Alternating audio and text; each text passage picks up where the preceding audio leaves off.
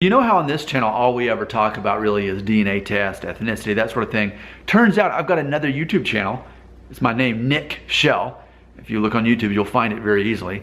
It's very popular, a lot more subscribers even than this one has. And all that we ever talk about is male pattern baldness, receding hairlines, and that sort of thing.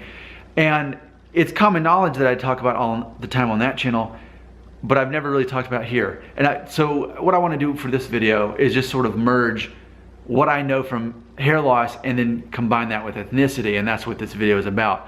So here it is.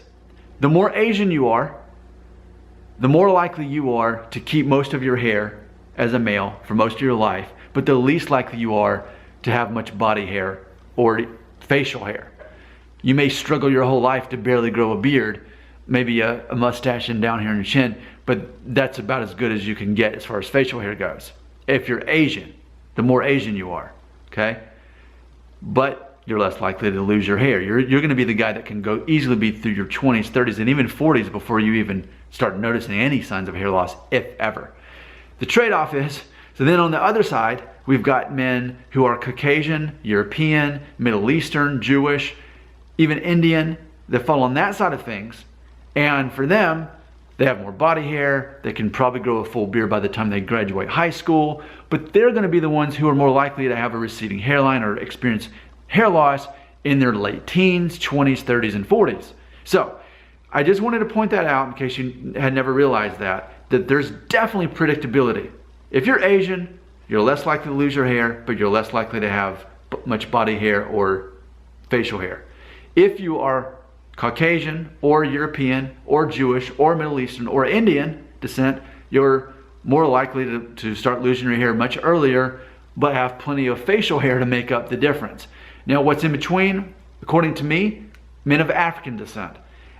You can kind of go either way on that, but I've noticed that men of African descent tend to get away looking good no matter either way, whether they have hair, whether they don't, whether they have a beard, they don't. They just kind of, they're in between, but they can get away with it either way. There's less dynamics from what I've seen from African descent men. They just look good either way. But those of us who are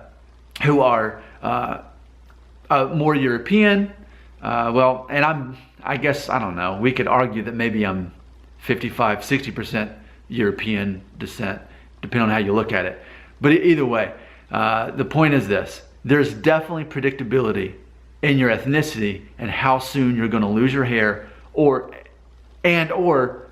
your ability to grow facial hair. And it's all about how close you are to being Asian versus how close you are to being, again, European, Jewish, Middle Eastern, Indian, Caucasian. They all kind of fall on that side of things. Asian falls on this side. And then there's African sort of in the middle, but there's less focus on that because, and I think too it has a lot to do with African men, because skin tone is darker, hair is darker, it's less noticeable. But if you're a man that has lighter skin and darker hair, it's going to show up more, the difference on there. And then whereas Asian men, yeah, they've got a darker tone of skin, darker hair, but then they don't lose their hair as soon as all the other I had mentioned. So it's just interesting. And it's so interesting that I've got 2,300 subscribers on that channel. Again, it's called Nick Shell. So it's a fascinating thing. So here's my video to sort of merge those and introduce you to those concepts. There is absolutely predictability in hair loss and ethnicity.